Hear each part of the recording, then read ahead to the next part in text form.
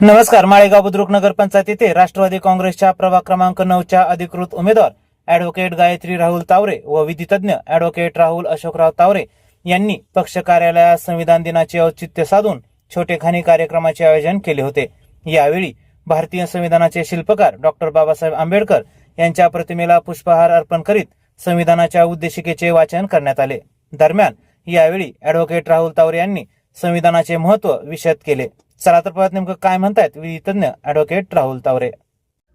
26 November हा दिवस संपूर्ण भारत देशामध्ये संविधान दिन म्हणून आपण साजरा करतो.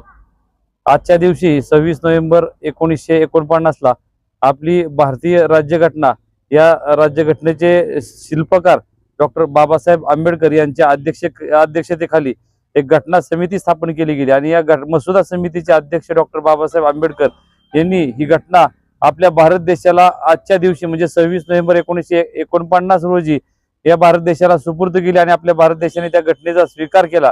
म्हणून खऱ्या अर्थानं आजचा दिवस हा भारतीय संविधान दिन म्हणून आपण साजरा करतो संपूर्ण भारतभर.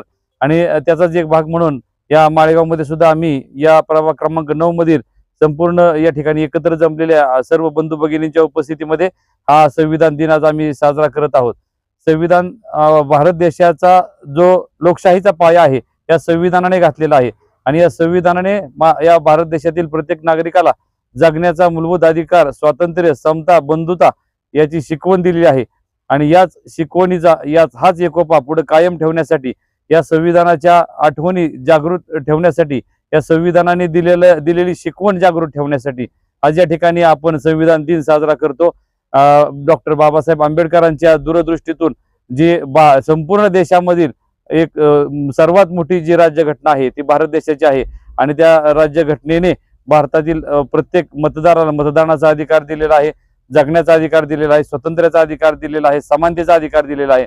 हे सर्व अधिकार या घटनेने दिलेली मूलभूत तत्व ही कायम या तत्वांची जपवणूक करण्यासाठी आणि समानतेचा आणि बंधुतेचा संदेश कायम या भारत देशामध्ये, या देशातील नागरिकांमध्ये कायम या ठिकाणी राहण्यासाठी आपण या ठिकाणी संविधान दिन साजरा करतोय.